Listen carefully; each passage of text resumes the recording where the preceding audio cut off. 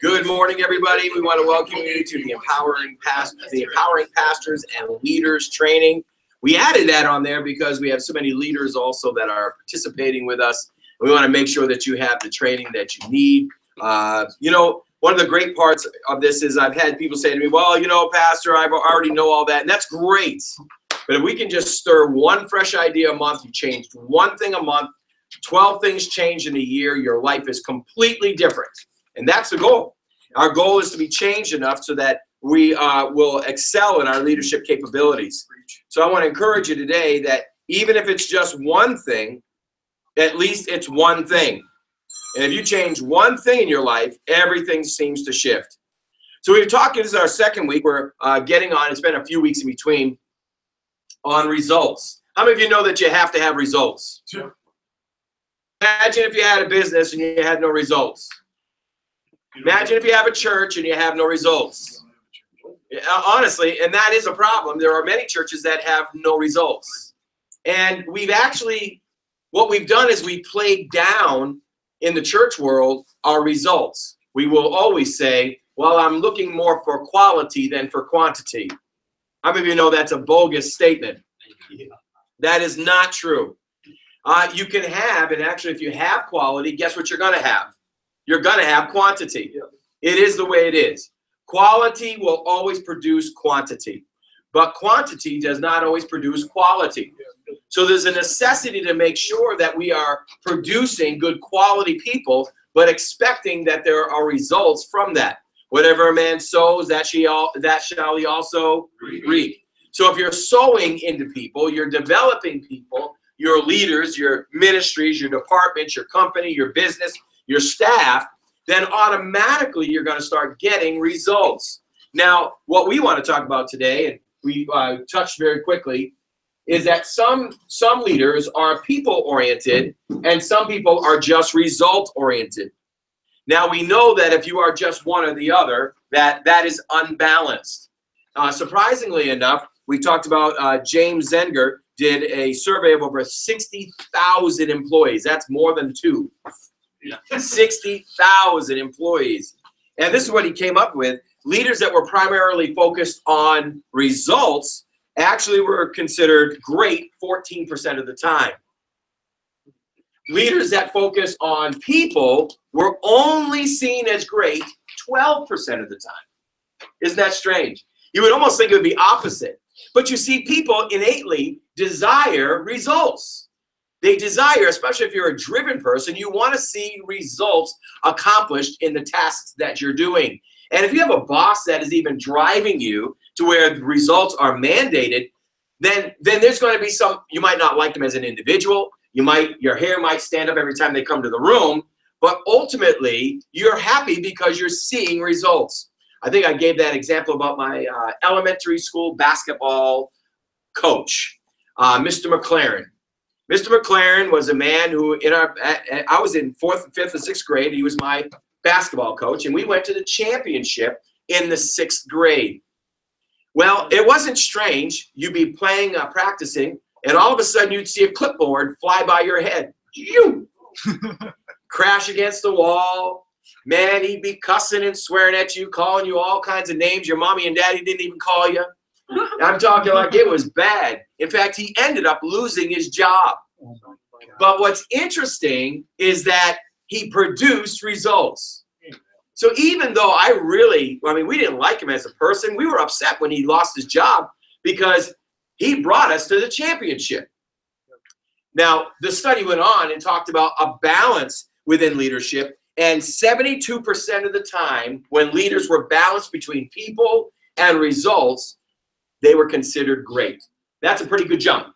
14 to 72, 12 to 72, that's a big jump.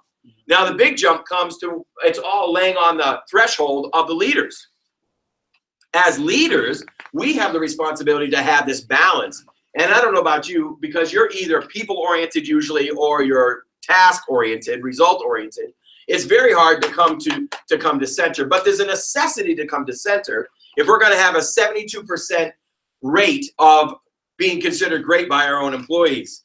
So here we are. This also deals with and works with with volunteer help. So we can't just say, well, you know, my department's over people that just give their time. There's no price. I'm not paying them. Listen, this has nothing to do. One thing you'll find is that money has never really been a strong motivator for people. It will motivate them for a while, but after a while, they are not motivated by money. You know, most people are motivated most strongly by being recognized and respected and honored, and therefore their self-esteem rises. So here we are. We talked about, these are basics we've talked about. No results equals failure. No people equals failure. People plus results equal success. So there's a need for us to make this balance. Now let's say you make the balance. Let's say you're really doing a great job. And we're going to go to where we left off, and you'll see that it says still seeing no results. What happens if you are balanced, but you're not seeing results? Now let's be real, that happens. One of the first things you want to look at is process. Now I know that's not number one on your thing, but add one in there for you. Sometimes the process disables the staff from producing results. Have you ever seen somebody who's a micromanager? Not just a micromanager, but micromanager. That means their fingers are in everything that you're doing. No matter what you try to do, they'll change it up on you. All of a sudden, you've got a vision to accomplish what they put before you. You've got a plan for it, and then they come in and they say, well, I don't want it done that way. I want it done this way. Well, you got to obey your boss. But their way wasn't the way that was going to produce the greatest results. Sometimes our staff, sometimes the people we work with, sometimes our volunteer help aren't producing because we aren't giving them to work through a process that will bring the greatest production. Until we recognize that, we talked, what's that gentleman's name on the prophet? Marcus Lemonis. Marcus Lemonis. He covers what three things? People, process, and product. You know, your people are your mandatory. Your process is a mandatory. Now, in this church, what you'll find with every church, and pretty much with every business, you'll all start off with different processes. You know, you don't need a corporate process when you're running 25 people. When you have 3 employees, it's really hard to run the entire thing through a corporate setting. It's very difficult because you don't have the people, but you still have to have the process set in order.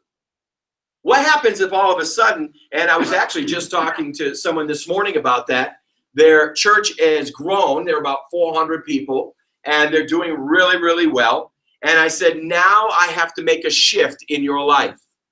And I said, I'm going to make you very angry with me. And as I started explaining what was happening, the eyeballs got set. You could tell that there was an irritation. I irritated them. Why? Because I told them they were no longer allowed to use their hands. They were no longer allowed to do the work they normally did. In fact, they're getting ready to tear down a building. And I told him, you are not allowed to have anything to do with that project. And if you do, then the project is canceled. Thank God I have that authority in his life. I can do that.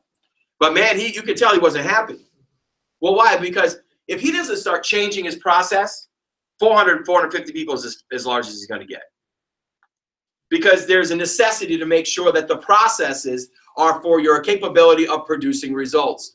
And sometimes we don't have processes that produce results. And if we don't have the process that produce results, then there's a necessity to go back and redesign. We at his tabernacle, we had great numbers again last week. Oh, how many were online? Do we know online-wise?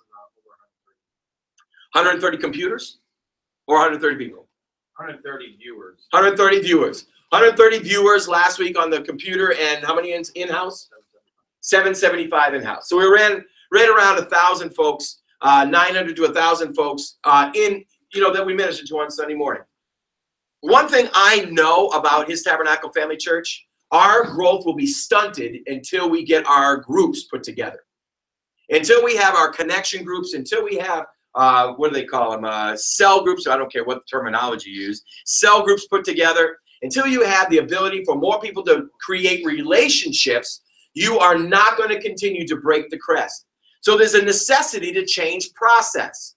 Process, if that is not given to the team correctly, then it's not their fault that they're not producing.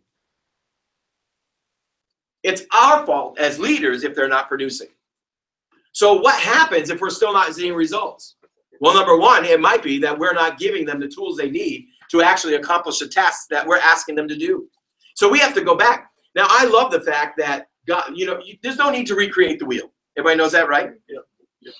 So I actually brought back from Idaho a magazine, which our church will start seeing here in January, on their groups.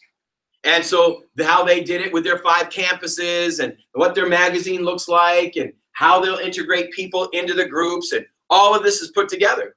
Well, that's their process. Then I found out where my daughter's going. Their church, literally, they run about 3,000 people.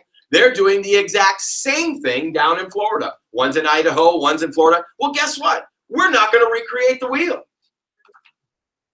These guys have already created a process of churches that are larger than we are to where we can put that in order and see results. Now, if we're not seeing results, when process is put in order correctly, that's when you have to start taking a look at the people. This is one of the hardest things, when you have to start working with people. It's true. How many of you know that ministry is easy and business is easy without people? Well, the problem is you can't have it without people. So at some point in time, you have to start looking at individuals and situations where an individual is not producing the results you're looking for. It makes it really difficult. These are when this is when you stay up at night, especially if you love people. If you're an I, and I was bragging on Jay and I, we are I's. Now, what does that mean? That is very much a people person. And you're a double I, correct? You said you're a double. They said there's only 2% of the population are double I's. And there's one. I have a really difficult time being hard with people. I really do. I give everybody 6,000 chances. All right, 6,001. All right. I just love people, man. I just love being around people. I'm very, very much a people person and people driven. So, man, the hard times for me is when I've come into situations where, honestly, I have to make a hard people decision. Those are the nights that keep me up. The nights where finances are this or processes this, that doesn't bother me at all. What bothers me, and Josh is the same, what bothers me is people. When I've got to start looking at the people that I love and that I adore and that I spend time with and I care about, now I've got to start dealing with, why am I not seeing the results that I need to see? And that's where I want to take us today. Why? What are some of the things that happen in people's lives, and what happens within a staff where we're not seeing the results that are necessary? Number one, you might be on the wrong seat of the bus. We all know that Jim Collins book, Good to Great. How many of you read Good to Great before? If you have not read Good to Great, you must read Good to Great. If you don't want to read Good to Great, listen to Good to Great. You can get it on audible.com. You can get the CD up at Barnes & Noble. You need that book. It is the most dreadful book you will ever read for the first 2 chapters. It is dreadful. Why is it dreadful? Because for the first 2 chapters, he's telling you all the research locations that he acquired, all of his information to be able to put together the process properly. It is dreadful. I listened to it on the way to Florida. I almost fell asleep twice between here and Virginia. It was just horrible. But when you start getting into the meat of the book, one of the principles that he has, and he says in this book, is that the main job of the leader is to get the right people on the bus. What does that mean? It doesn't mean that that everybody's in the right seat, but it means that everybody's on the right bus. The bus is going to a location. That means as a leader, you must have a vision.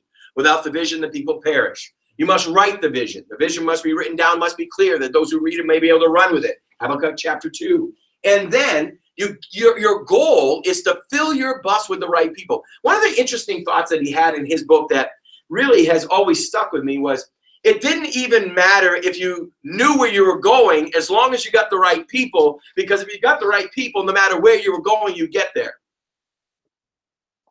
One of the challenges of leadership is getting the right people on the bus. Listen, we hire people because of their resumes. We fire them because of their attitudes.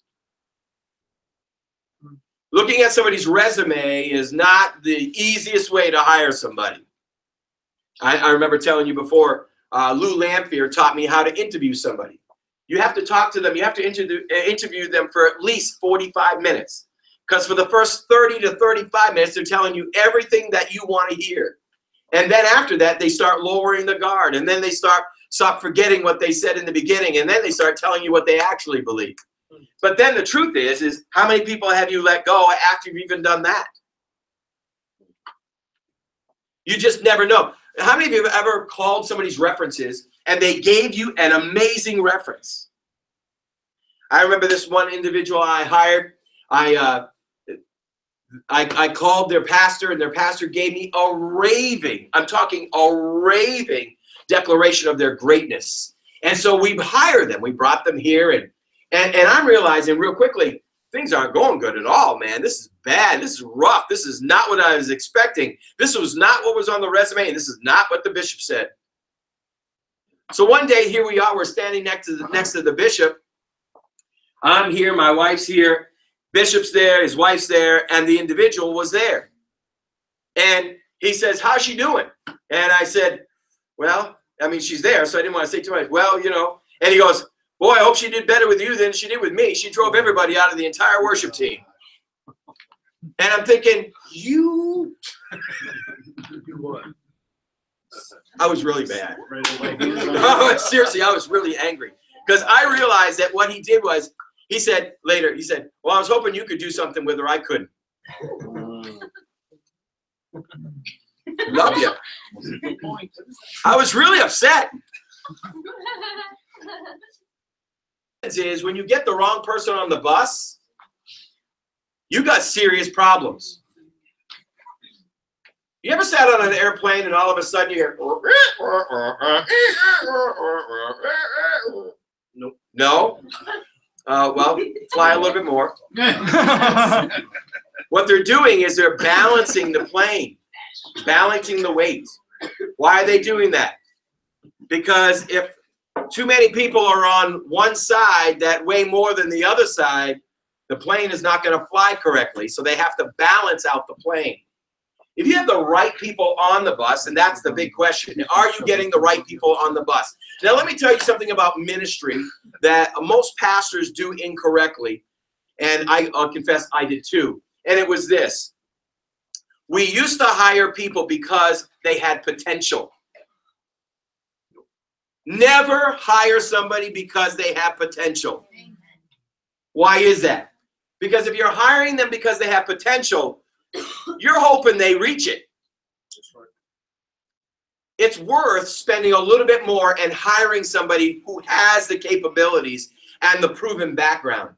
You'll actually save yourself money. Because if you have to take a person with potential who might be willing to rise to that, or you have to sink a ton of money into them to get them there, you have problems. So all of a sudden, let's say you have everybody right on the bus. So now you have an employee, you have somebody with you that is not producing. You have to first ask, do they actually have the ability to accomplish this task? Now, it's very easy immediately to start going for heads. It's easy immediately to start talking down about them. But listen, there is nothing more cruel than putting somebody in a position that they actually don't have the capability of accomplishing no matter what, because it's not their DNA. Pastor Obi is an engineer. If I had to do what he was doing in the world, Corning Incorporated would have been in big trouble. If I had to do what Jay was doing, his company would be in big trouble. We'd be selling not full-size tires, but the little mini tires, because that's all we'd have left. Well, why? Because that's not my ability. If somebody's not producing on your staff, you have to ask yourself a basic question. Do they actually have the capacity to accomplish what you're asking them to do? And if they don't, listen, then it doesn't matter how much you like them. It doesn't matter how good of an employee they are. If they don't have the capability, then guess what? They can't do it. And if you have to continue to invest in them to bring them to that location, and sometimes I found few times it's actually worth doing that, because most people will always, especially in the middle of a stressful situation, slide back to what they know, not to what you've taught them. So if you're asking somebody who, like myself, to be an engineer, listen, I can learn it, but boy, you're not going to get what would be natural to somebody else. How do you know your capabilities? What is easy for you but hard for somebody else? If it's easy for you, it's your capability. If it's easy for you and hard for somebody else, listen, then you simply know that's a gifting that God has given you. So if a person doesn't have the ability, dear Lord, it's kind of real mean. It's kind of mean to expect strong results for them if you know they can't accomplish it.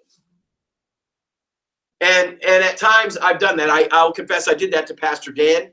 I did that to Pastor Dan when he first came on staff. I put him in administration because I wanted him to learn real quickly how important administration was.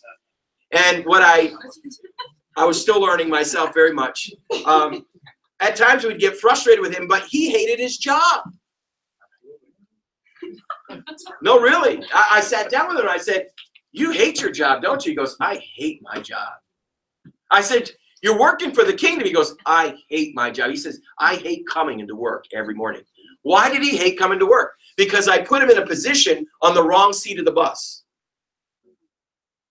You put somebody in the wrong seat, it doesn't matter how much you expect from them, they're not going to be able to produce that because that's not where they belong.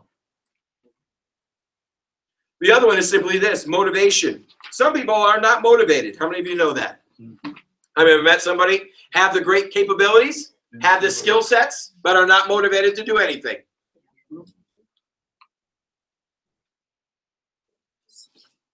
Getting them out of bed is a chore. Getting them to work and then getting them motivated when they're at work. Listen, motivation is huge. If a person doesn't have desire to do their job, then they don't belong in that position. And again, this is where it gets difficult because you're dealing with people. Well, Pastor, they have families. They've got families. They've got bills. We like them. All those are true. But the point is this. You are doing what you're doing because you expect a result. And if you expect a result with a person that is not motivated to do what you've asked them to do, then you are not going to get your result. You cannot be mad at them. You cannot be frustrated with them. It's not their fault. It's your fault. Mm-hmm. Come on. Amen.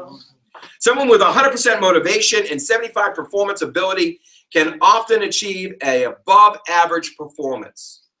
But a worker with only 25% ability won't be able to achieve the type of performance you expect regardless of his or her motivation.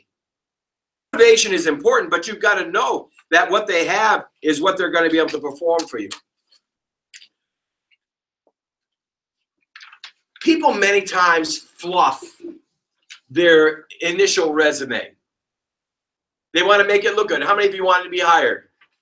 You want to be hired, so you sell yourself. But if you sell yourself, you've got to be able to perform what you sold. But thank you. It's called character. You've got to be able to perform. You know, if you have somebody up front, my mother-in-law is a great example. I love my mother-in-law. She's been dead, I think, what, 5 years? She died 5 years ago. Actually, today, wasn't it? Yesterday? 2 days ago? 2 days ago, she went home to be with the Lord. She was our secretary. Oh, my goodness. I fired my mother-in-law. She'd get on the phone. She'd go, His Tabernacle, what do you want? She was our secretary. That is awesome. I walked by one day and said, Edith, you can't do that. She goes, well, listen, we got to get to the point. I mean, she was rough on the phone. We tried to retrain her. We did. We even actually tried to retrain her. Paulette, this is your what do they call it? Here's your script. This is what we want you to memorize this, Paulette. And so hello, this is His Tabernacle Family Church. My name is Paulette. What do you want? It's like, no, Edith, you can't do that. You know, as much as I loved her, she could not stay in that position. As much as I loved my wife could not stay in her position. You fired your mother-in-law and your wife? I fired my mother-in-law and my wife. That's the dream of every man that's on this planet.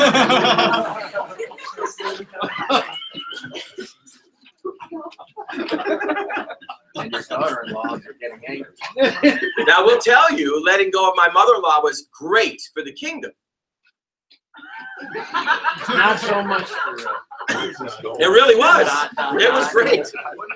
What ended up happening was we got somebody to volunteer who, when they were on the phone, it was just silk. I mean, it was beautiful. And then when I got rid of my wife, fired my wife. When I fired my wife, what was amazing was the team that stood up and filled in. I mean, Carla Vischer, she is extremely valuable. She is an amazing woman. But when she stepped in, and now we have, where'd she go? Gilbert. There she is. Young lady, what's that? Your name is Brittany. I know your name. Brittany Gilberton. You know, the rest of the team. Wow, all of a sudden, what my wife was doing was actually accelerated because she wasn't there any longer. Now, you would think that it's easier for me to fire somebody else beside my wife and my mother-in-law, but actually it's more difficult for me to fire somebody else beside my wife and my mother-in-law.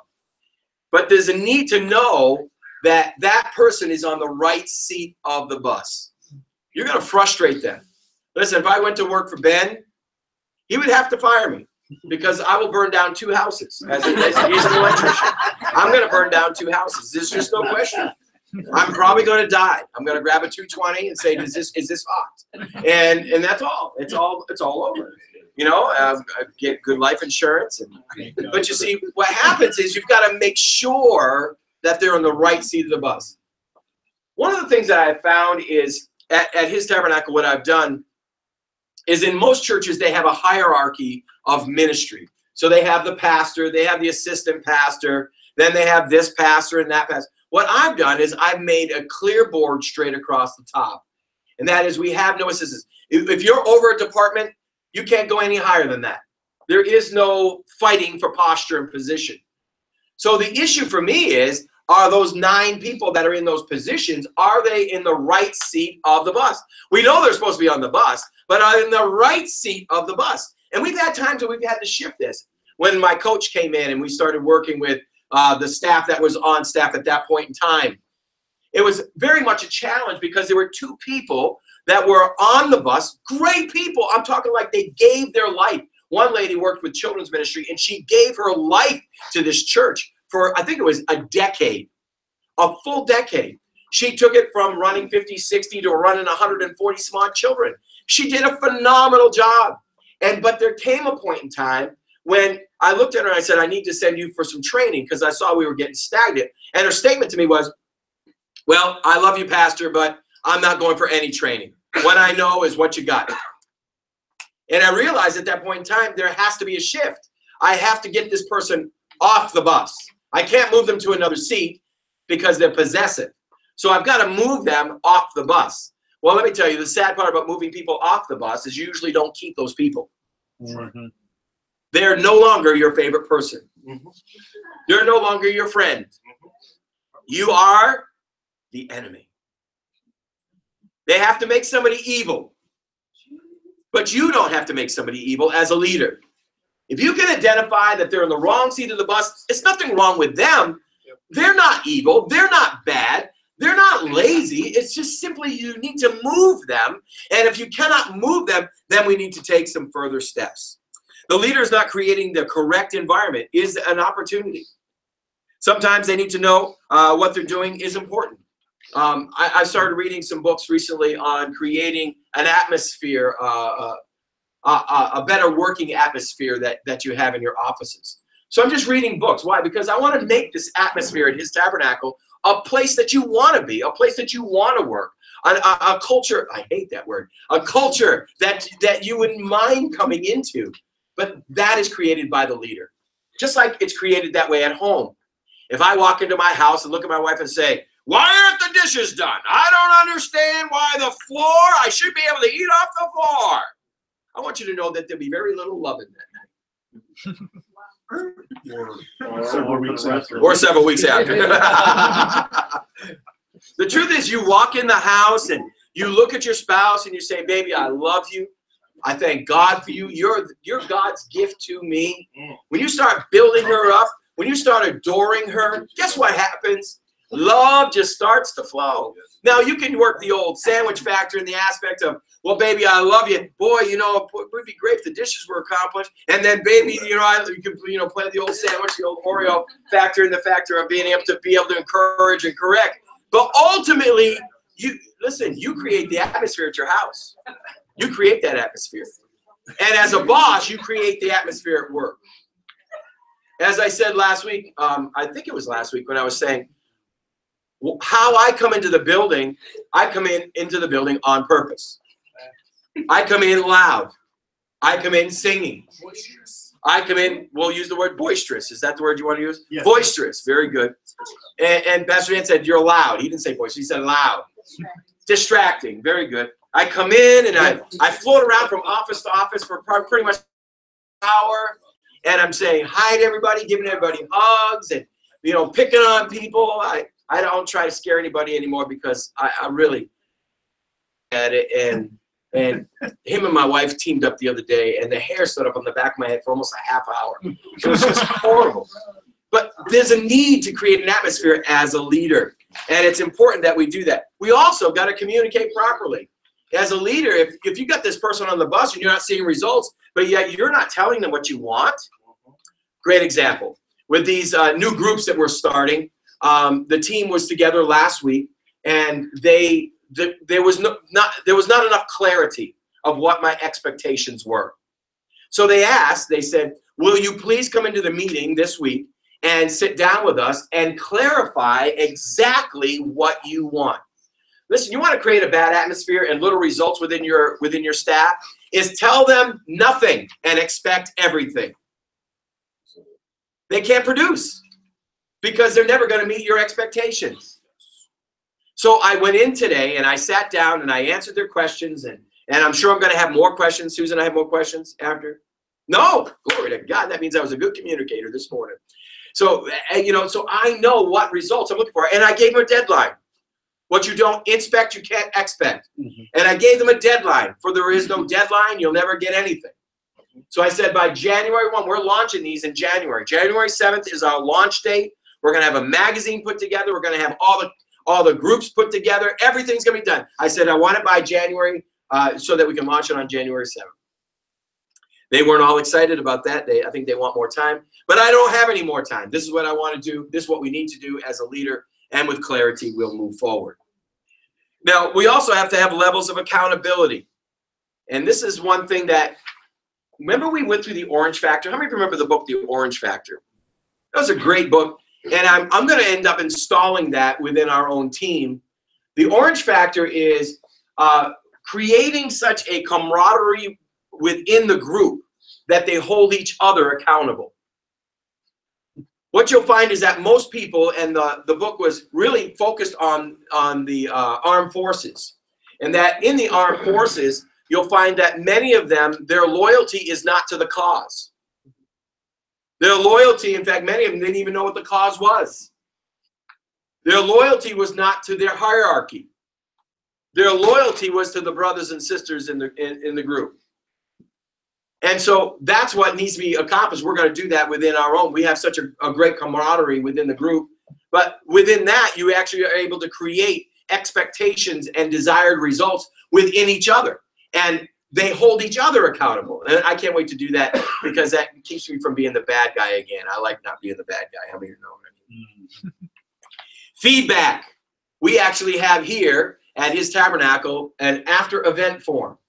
After an event is accomplished, they sit down with the administration and they write out what worked, what didn't work, what they would change, what they wouldn't change, so that next year that same event will come around and it will be accomplished with fluidity, and everything that was wrong will be fixed without having to try to remember it 365 days later.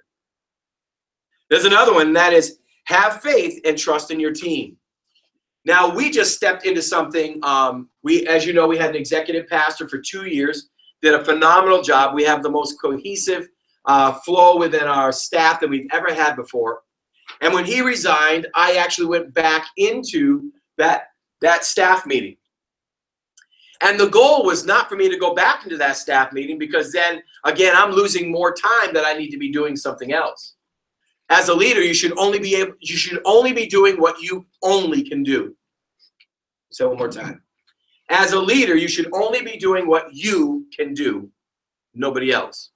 You should have the staff around you to do everything else. And so he came to me about 3 weeks ago and he said, you know, Pastor, I think we've gone backwards. He said, we worked 2 years to get to this place, and now we've gone backwards because now you're sitting back in the meeting. He said, can I go in for a few weeks and let's institute a plan and an order to where you can again be extracted. And what it was building the team. And one of the things that I have at his tabernacle is the team that we have now. I trust this team. They're a phenomenal group of men and women. They truly love God. They truly love God's people. And they truly love the mission and the vision that's in front of them. They are not money driven. They're not position driven.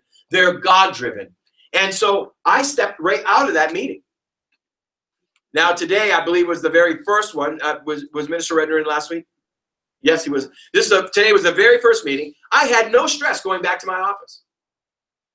Sat down, explained what they asked me for questions concerning the groups. Then I went back to my office and I did my stuff. I'm singing up and down the hallway, picking on the Bible school students who are leaving this week. And you know, what's that?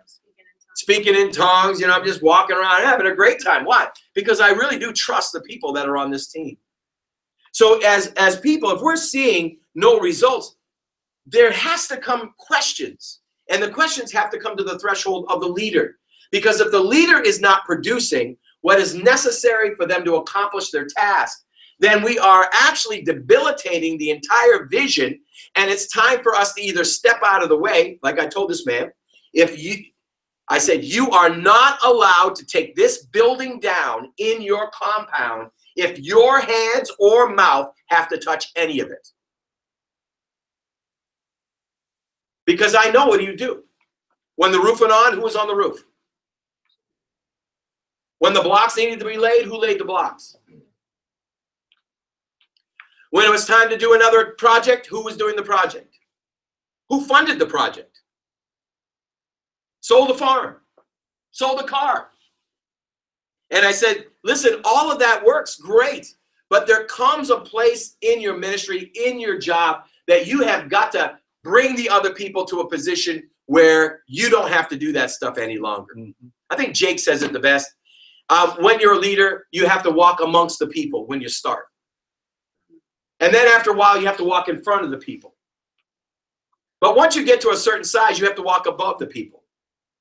Not above in stature or better, but in organizational flow. Mm-hmm. Because you can only touch just so many people yourself. Duplicating yourself is a mandate and a mandatory to where, listen, and again, I'll brag on my staff. I know if I send Pastor Dan to the hospital, I don't have to question how he's going to pray for somebody. In fact, they usually get healed. God uses him with great healing and miracles. Well, why is that? Well, because he's a son in the faith. I don't have to have a question how he's going to act. Paul didn't have it with Timothy. I'm sending my son Timothy to you. Mm-hmm. Well, how could he do that? Because he knew that there would be a parent in the room. This is needed within you and I if we're going to continue to grow. And if we're going to see results, and then these are necessary. And if we're not seeing results, then we have to question ourselves. What are we actually doing as leaders? What are we actually producing as leaders? We might not be in there up to the thick with the mud up to our elbows, but what am I doing to give them the tools to accomplish the task that the vision is and needing to do? And if we're not doing that, then that's why they're not seeing results. It's not their fault, it's your fault. And I don't like that part. I'd rather just blame somebody else. Blaming somebody, we call it the Adam and Eve syndrome. Remember when God caught Adam and Eve in the garden, you know, they're covered with figs. He says, Adam, what'd you do? He said, the woman made me do it. And he said, Eve, the devil made me do it. You got to stop passing the buck, leader. You know, if there's a problem, I tell every man in your house, if you have a serious marital problem, it's usually your fault. No rebuttal. I mean, that was pretty good. I was expecting a rebuttal on that one. I'm behaving myself. You're behaving. Just looking in the mirror, that's all. It's true. Every major marital problem always comes back to the threshold of the leader of the house, and that is the husband. So another reason why we might not be seeing results within the leaders that we have is simply that we're not accomplishing for them what they need. A lot of pastors don't want to put the tools, and a lot of leaders don't want to continue to invest in your people. I teach this about marriage too, and whether you like it or not, your staff is a lot like your family. If you, as a husband and wife, want your marriage to last forever, but you invest nothing into it, the question is, why would you expect it to last longer than a car? The average car payment's around, with insurance and car payment and gas and oil change, about $7,000 a year. You spend $7,000 a year for 5 years to pay off a car, and you really only expect it to last 5 or 6 years. In fact, you're probably gonna trade it in sooner than that. But yet, your staff, if you don't invest in them, why would you expect them to last longer than the car? You've got to invest in your staff. We do these things, and we do this class for a reason. And I've told my staff this 1,000 times. Your job is to train your staff what you're hearing. Why is that? Because what you're creating is a domino effect of unity and mindset and culture all the way through the entire organization. All these trainings are for one reason, and that is to accomplish everybody moving in one era, in one phase, in one flow, because where there's unity, there's nothing that can't be accomplished. So let's say this. You've done everything you can. You've done everything you know. These are five things you need to look at if you have an employee that still is not producing. Number one, you need to resupply. Listen to their frustrations. Sometimes they just need to be heard. Sometimes they need to let off their steam. Sometimes they need to let you know maybe what you're not providing for them. And truthfully, every leader has a great heart, man, but it doesn't mean you're providing properly. Give them additional resources when they're needed. Only 5% of professionals stay within churches. 5%. Why is that? They've gone back and they've done the studies. This is through the Barner Group. And what they found was most churches don't have enough resources so that when somebody has the ability to accomplish a task, they can't fund the opportunity to give them the ability to do what they need to do.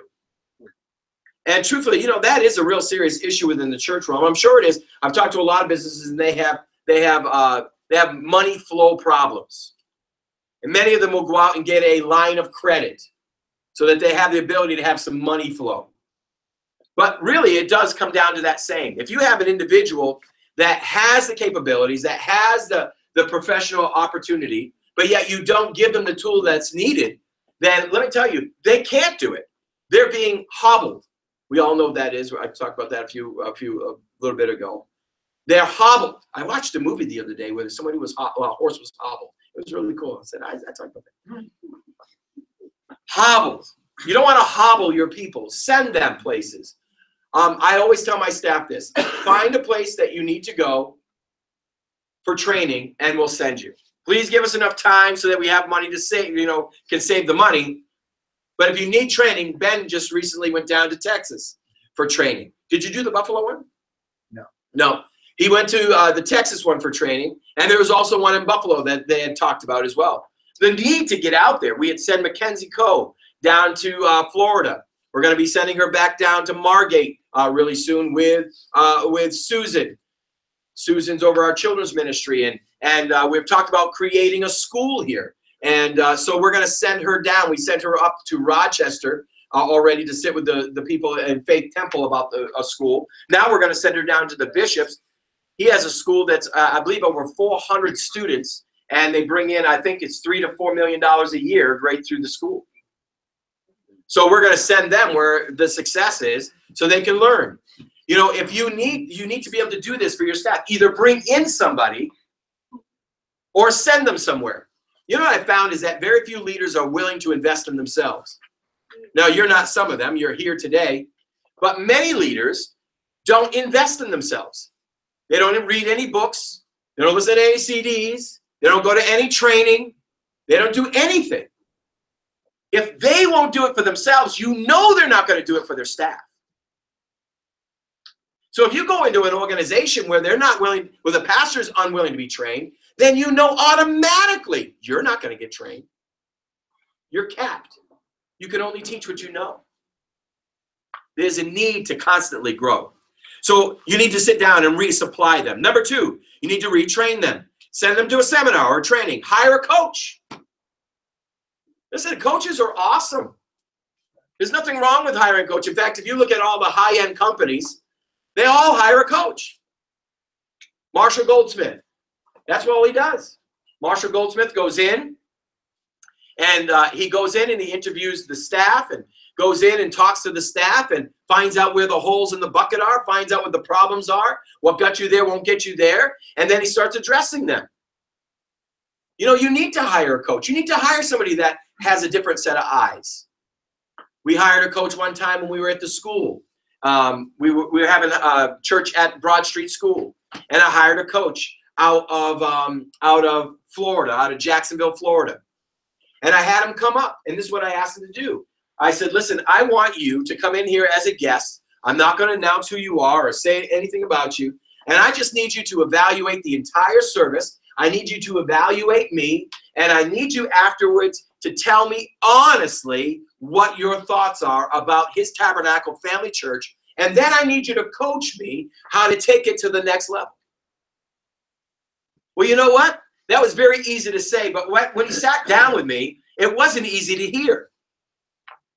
Because he was actually, I hired him to tell me his thoughts. Sometimes you don't want them for free, never mind paying for them.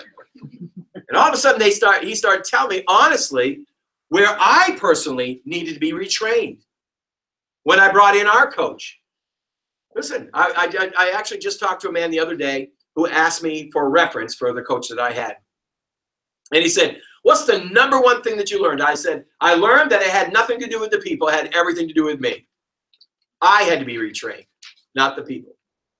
I remember I took my dog for training down, a police dog trainer down in Owego, and the police dog trainer told me this. He says, I'm not here to train your dog.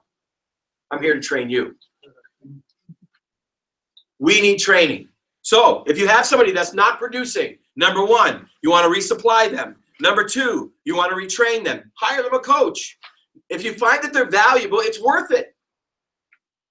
If you have to purge somebody, rehire somebody, retrain somebody, it might be cheaper for you to hire a coach for them. Number three, refit. Redesign the responsibilities that will allow them to produce the best results. And honestly, that's what I find. If you get the right people on the bus, sometimes you just need to shift them to a different seat. Get the best results out of them that you can. They're valuable to you. You want them. You don't want to retrain them. So you want to sit down and say, I know what you do best. I'm going to allow you to run the race, what you do best, all the way to the end. And if you do that, I know that's the best result I'm going to get on that department. Number two, bring in additional staff to enhance their weaknesses to ensure performance. Always staff your weaknesses. And sometimes you can find somebody that has great potential in this portion and doing great things in this area, but they're lacking here. Put somebody in their pocket to be able to help them so they can rise together. Number four, reassign. Move them to a job that better fits their giftings. That right there always gets pushback. You know that, right? Mm-hmm. Most staff members will not stay when you start doing that. Have you found people stay when you do that? No. Typically not. Most of the time you'll find that when you have to reassign a staff member, they're not staying. But it's worth a shot, especially if you find great value in them. They just are in the wrong seat. This is where the difficulty comes. When you have to look at them and you know they have families, you know they have bills, you know they have pride, you know that they've been faithful, you know that they're great people. There's nothing personal here. But whenever you start reassigning somebody, oh, it's personal. It's personal. It's personal. But there's a need to be able to do this. Someone once confronted me and told me that I was a very bad leader. Well, I mean, I deserved it. I was a very bad leader. I was a very bad leader because I allowed somebody on my staff to do something that was wrong. Now, it wasn't morally wrong. It wasn't ethically wrong. But it was job motivating wrong. And because I had them in that position and I was allowing them to continue with their bad work ethic in the sense of they were always tardy. They didn't have anything in order. They were frustrating the professionals that were giving themselves for free. And they looked at me and said, "You're the problem, Pastor. Take care of this business." Well, you know, that was really rough. Because as much as I love this person who was telling me, I love that person because I spent even more time with them. But yet, if I did not reassign that individual, then I was going to lose more people than I would retain. Listen, leader, if you have somebody that you need to reassign, you don't do it, you are now going to lose the respect from the people that are on the team. You don't think they know who needs to be reassigned? You don't think they know where the weakness is? You don't think they know? They love them too. But if you actually think they don't know, you're crazy. And so what happens is, that's where you have to muster up. You have to muster up, you know, if you're a result-driven person, it's not a big deal. You just walk over and say, "Listen, you're not working today. You know, you're not fitting into this position. You have a great day. We'll send you a check." But if you're a people-oriented individual, it's not that easy. And this is where that balance comes. You need to be able to look at the reality of the result. We are result-oriented individuals. If you're a company, your results are, I must make money to survive. I must have clients. I must have good product. I must have this. If you're a church, I must have people, or I'm preaching to myself and my wife and my 2 kids. Yes. Which, listen, many pastors do. That's what they preach. They preach to their families. That's all they got, because they had to pay their, you know, they buy the cereal in the morning. Those kids got to be there. If you're just preaching to yourself, listen, you're not doing anything. You've got to look at the results, and you've got to be willing to not sacrifice the whole for the few. That was always my most difficult position. I knew that I had to make a hard decision. I knew that it would affect a family. I knew that it would affect the families that they affected. I knew that if I didn't do something, we couldn't move forward. And those were the nights that I had that were sleepless. Because I love the vision and I love the people. But at times, you cannot allow and sacrifice the whole for the few. You've got to make hard decisions. If you're a leader, hard decisions are your life. They're not the easy thing. They're the hard thing. Listen, anybody can just go to work, not have to make decisions. You know, this is not busting on anybody, but I could never work in what do they call it? In a shop. You know, where your whole job is to pick this up, look it over, inspect it, and put it on the conveyor belt.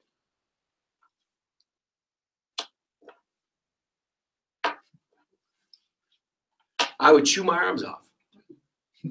But guess what?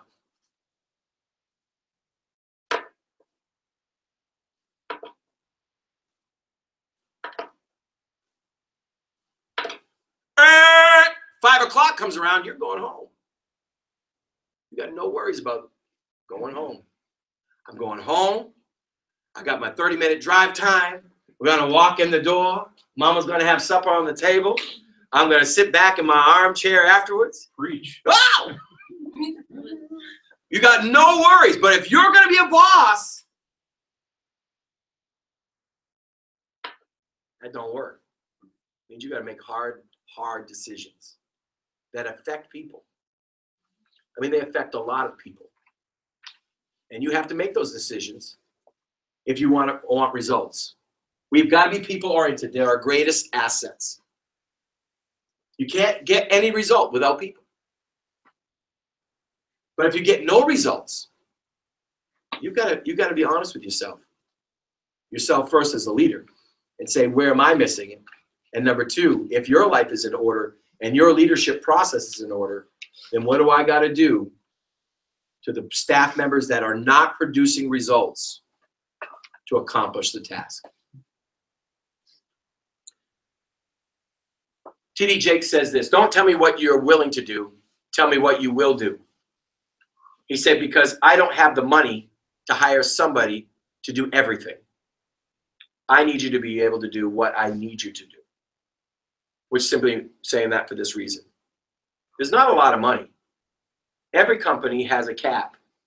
Is there a certain percentage in the business world of financials for staff members? In the church world, it's like 39%. In your budget, you should never go over 39% of your budget for working staff. I want you to know this, that when the recession hit, Joyce Myers laid people off. Go through all, Dobson laid people off. Jakes laid people off. Rod Parsley laid people off. All these churches started laying people off. Why? Because there wasn't money to accomplish a task. You had to whittle yourself down to your most important staff members. Well, you know, as a leader, you have to ask yourself a question. Who am I carrying and who's driving with me? Because that is a question. And it does come down to money. And it doesn't matter whether you're in the church world or in the secular world, it's still money. Money is an issue. We can be all spiritual and talk to God about his printing press in heaven. The fact is that there's a budget. And every staff member takes money out of that budget to do what they're doing. If they're not producing results, where can you take that money and apply it in a better demeanor, better way to accomplish the results that you're after? So I challenge you today to look at your staff. Here's your homework. Some of you don't have Bible school students, you don't have staff yet. You will someday. If you have a staff, I want you to look through your staff and see who you're carrying and who's running with you. And I want you to put it that way exactly. Who are you carrying, a C, and who's running with you, an R. There's a difference.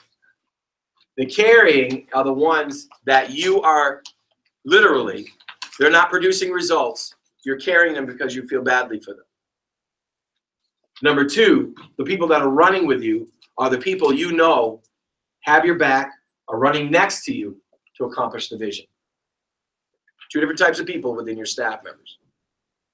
Then you need to ask yourself a question with each one. Are they in the right seat? Am I providing properly for them that they can accomplish my expectations? And then at some point in time, you might have to make some difficult decisions. No one likes that moment, but it is mandatory. We have this process here. Can I get Cody and Chad to bring that up? And I'll end with this. Wow, it's late. I'm sorry, I babbled too much. This right here is called the Destiny Arrow. And the Destiny Arrow is a process that does this. Right here, we write our vision. And then here, why do we exist? Now, what we have is we have the certain departments. So in our church, we have children's department. We have youth department. We have outreach department. We have safety, security, and grounds department. We have, and we can go through the list. There's a whole department. I think there's 9 of them in our church. Each one, what major successes have we already accomplished? There to write them down. What are your greatest resources? Write that down. What is keeping you from reaching your full potential? Because they have to ask that within their own department. What is that? Here we go. What ideas have we had that should be considered turning into measurable priorities for the future? And here's the ones that I work with right here. In the next 0 to 90 days, what is our major specific measurable target to accomplish? We will be having these on the wall. We used to run the church by this process, and what it is it's expectation. You're giving them a level of expectation of what you desire for them. And then their 0 to 90 should build towards a 2-year vision, 5-year vision, and 20-year vision. And so this will be on my wall. If you come to my office, this will be on my wall behind the chairs, and my staff members' names will be on there. They'll be writing in black what their expectations are, where they'll end up in 90 days. They'll come back in, sit down with me. If what they have on that list was not accomplished, that will go to red. And then I'm going to ask a question. What do I need to do to empower you to accomplish that task that will get us to our 2-year goal? This allows me to not control, but to be able to judge what is the best and the situation that's in front of me. Expectations. It allows me to measure. And you must measure your people. If you don't measure them, don't be upset when they don't produce the results you want. And it's all about results.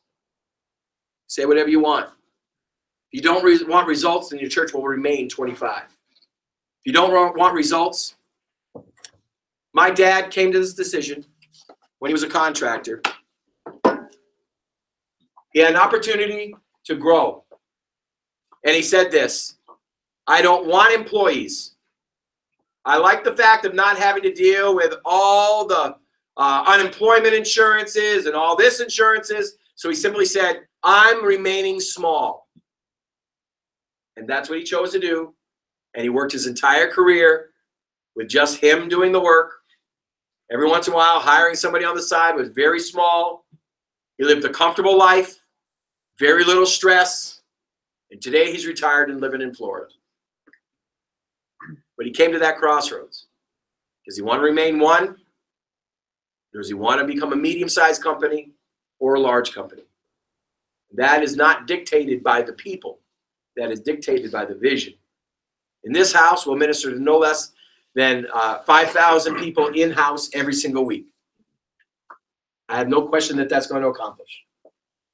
No question that at some point in time in the future, whether it be me or the next leg of ministry, this church will grow to a minimum of 5,000 people per week.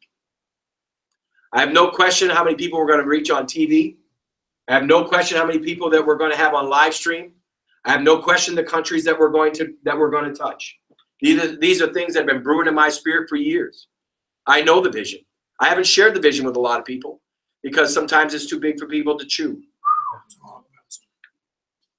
So what you do is you keep quiet. If Joseph had been more quiet about what God had spoken to him, he wouldn't have been thrown into the pit. Here we are.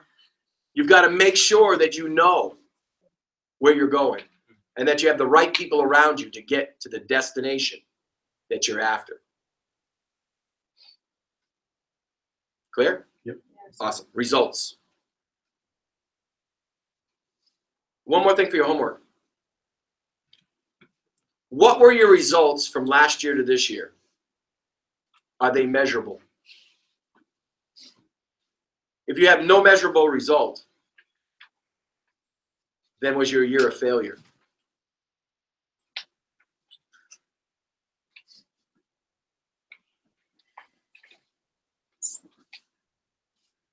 That's the hard one because that comes right down to us actually evaluating ourselves. Is it failure when there's no results? Well, no. It's not failure. It's just that we're there. No, that's failure. It's failure. If you have no results, it's failure. Why? Some people don't want to know, and if they don't want to know, guess what they do? They ignore, and they continue to fail until all of a sudden they're bust. What is it that you're doing? Do you have failure or do you have success? His tabernacle has struggled for the last 3 years. We've been on a plateau for 3 years. We're coming off this year. Crazy. So we're moving what we got to move, do what we got to do. Coming off the platform. And we've already started, actually. You know, we had on average, I think last year in the low sevens, and already this year we're at 750, 775 on a Sunday. But our back door is too big. So it's time to bring change. Okay? Questions, thoughts, perceptions, declarations, meditations, irritations. You said, I have a question. We have a question in the back. Right in the beginning, you said something that I was just curious about. You said that if you have the right people on the bus, it doesn't matter, like, if you know where you're going because you're going to get there. Do you think that the leader not knowing where they're going might, like, push away the people who could potentially be the right people on the bus if they're not confident in you and where you're going? So the question was, if you have, I had said in the beginning, if you have all the right people on the bus, but the leader doesn't know where they're going, they'll still get to where they're going to go. What I was showing was just a straight, simple example. If the leader doesn't know where he's going, he's doomed. But the issue is that if you get the right people on the bus, it doesn't even matter if you don't know where you're going. There's enough power on that bus to get there. Right, but do you think that the leader not knowing where they're going is going to push away the people who would be the right people? Well, if the leader actually doesn't know where they're going, anybody on the bus is dumb to stay on. They should be jumping out the windows. Gotcha. So there was just a basic example. I'm sorry. I should have clarified that. Anybody else? Great question. Thank you. Pastor Sean had a good one. Pastor Sean. Thanks. Can you remember like 15 years ago? Can I remember 15 years ago? Yes. Because I think I'm struggling a little bit where you were back then, which is that whole thing about potential. Potential. And they have the goods. Mm-hmm. You know, you see the potential, and when you're a smaller church, you can't afford necessarily to go out there and buy somebody that has the goods because they're being picked up by all the churches that can. Correct. So what do you do with potential? What I always on. found was this: is that Tommy Barnett said it years ago. The miracle's within. Well, when he told me that, we were running 100 people. I mean, it's irritating when you hear somebody say that. He had 19,000 people. How can he say the miracle's within? Of course it's within. You got 19,000 people. But the truth is that I have found that training what I want, even though it takes me a few more years to get what I want, if I train the body correctly, raising up leaders, I will have a staff that's not outside. Outside staff, I have always found, my pastor in Rochester, Mary Edlin, said the same thing. Outside staff doom you. Not, except for Corey. But you're in a different position. I'm talking pastoral. Outside staff doom you for this reason. What happens is they very rarely are coming in to build your agenda. They're using you as a stepping stone to get to the next plateau. There are times that you need to have people come on, even though you know that they're doing the stepping stone, because you don't have somebody prepared yet. Mackenzie Coe is a great example. Mackenzie's been with us since she was 14 years old. She's 22 years old. 22 years old. And honestly, she's to the place where she not only has potential, but she's actually proving. She did something on Sunday that my wife and I just stared at each other on the altar and said, we've been asking for that for years. Reward the girl. And so when we were smaller, we very rarely, I very rarely had somebody come on that had just potential. I actually tried them. So no, okay, so that's what I'm saying, because I'm facing that right now, specifically in a position where I saw incredible potential, but that's really what I had to choose from. Right. And it's biting me. Yes. That means that you're not going to get what you want out of that. Absolutely not. No matter what. So now you have to have a design plan of extraction. It takes me about 3 months. If they're a volunteer, you can actually move somebody as a volunteer. It takes about 3 months to move them as a volunteer without them knowing they're being moved.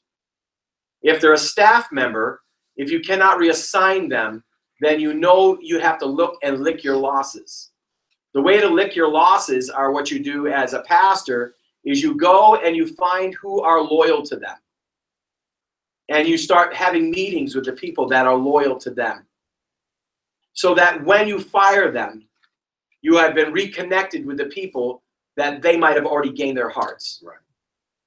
And so you have to be strategic even in your firing when you're working on the church level, because it affects far more than just the payroll. You are actually affecting multiplicity of families. So you have to have a strategy, and it takes time. And so for me, the moment my head tips to fire somebody, they are gone. It just takes me months to get it done right. And they don't know they're gone, but they're gone. Yeah, and I think where I went wrong is the whole training aspect. Training is everything.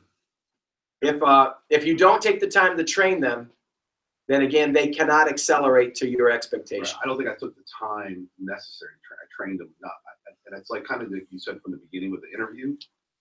The longer you train somebody, probably you can get a whole lot more revelation. That's really absolutely. And again, we hire them because of their said capabilities. Gift set. Yeah. But truly, the majority of the problem has nothing to do with their gift set. It's the attitude, the motivation, and the desire to accomplish what their gifts are. I have found people that are motivated for the first year, and then after the first year, they slide into lethargy. And then you can't get anything out of it. Did I answer? Yeah. Awesome. Anybody else? Awesome. Thank you very much. Thank you all for watching online. I want to thank all the people that have taken their time out of their day to allow us to invest. And I pray that you just glean one principle. It doesn't have to be a lot, just one principle. We have to apply it to your life and business. Didn't know it was going to be awkward for you. The bad ride home.